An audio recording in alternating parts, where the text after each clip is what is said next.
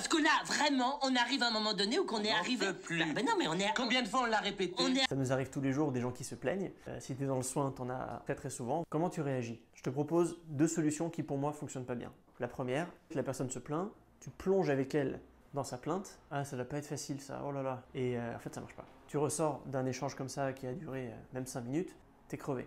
J'avais une patiente comme ça qui était spécialiste pour te plomber. Alors, elle faisait pas exprès la peau. Je sortais de chez elle, j'étais crevé. Et je me souviens, je rentrais de vacances, j'étais tout frais. Première séance avec elle, je me dis là, c'est bon, je suis au top.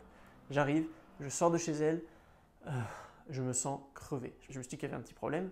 Et en fait, en analysant, je me suis rendu compte qu'en fait, elle faisait que de se plaindre.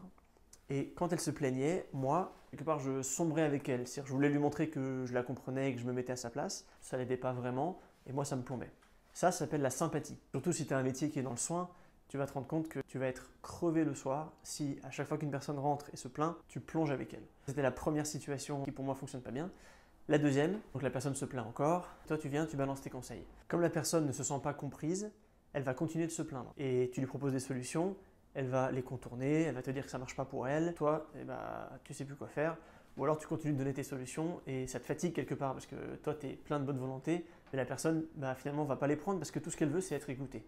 Donc ces deux solutions-là, de soit se plaindre avec la personne, la sympathie, soit d'essayer de donner des conseils tout de suite, pour moi ce sont deux choses qui ne fonctionnent pas. Et je te propose une autre façon de faire. Donc la personne se plaint, phase 1, tu écoutes la souffrance de l'autre, tu te mets à sa place, mais tu ne souffres pas avec elle. Hein, tu gardes en tête que toi ça va, mais tu te mets quand même dans ses baskets en te disant tiens, ça doit être quand même compliqué de vivre ça, mais tu ne sombres pas avec la personne, tu souffres pas avec elle.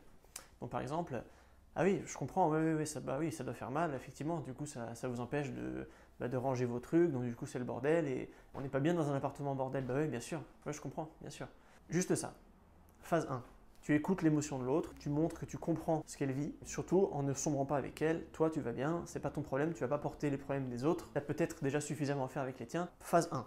Elle est toujours trop courte cette phase. Il faut vraiment la ralentir le plus possible. Comme ça, la personne se sent comprise. Et rien que ça, c'est énorme. On dit qu'une personne qui écoute bien soigne 50% du problème. Parce que déjà, quand toi tu souffres et la personne te montre qu'elle te comprend, elle te juge pas et juste elle t'écoute, rien que ça fait du bien. Se mettre à la place de quelqu'un, mais sans sombrer avec elle, ça s'appelle l'empathie.